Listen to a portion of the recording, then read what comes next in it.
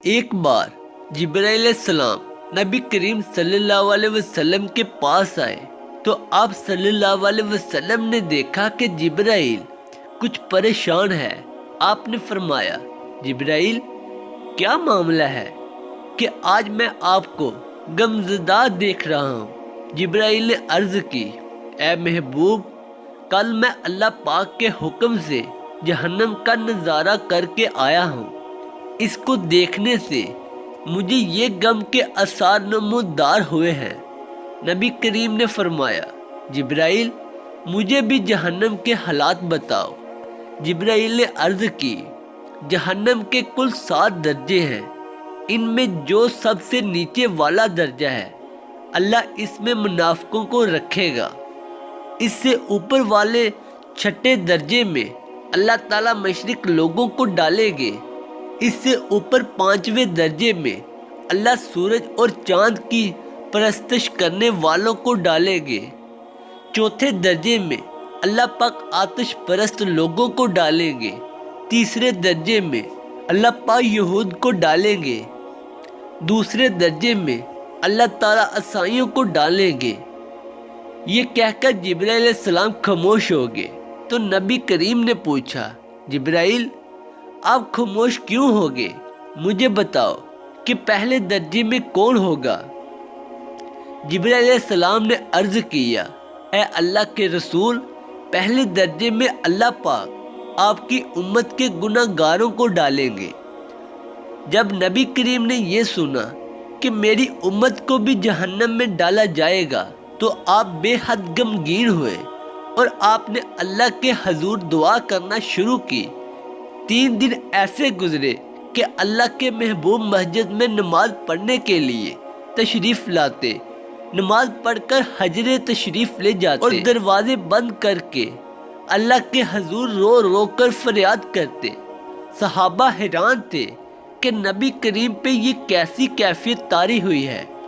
مسجد سے ہجرت جاتے ہیں، گھر بھی تشریف لے کر نہیں جا رہے۔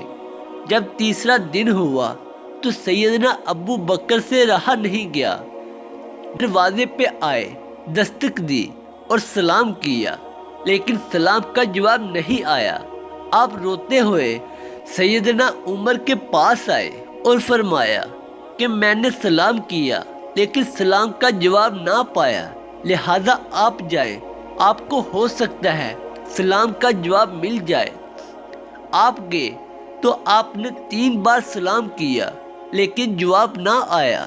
حضرت عمر نے سلمان فارسی کو بھیجا لیکن پھر بھی سلام کا جواب نہ آیا۔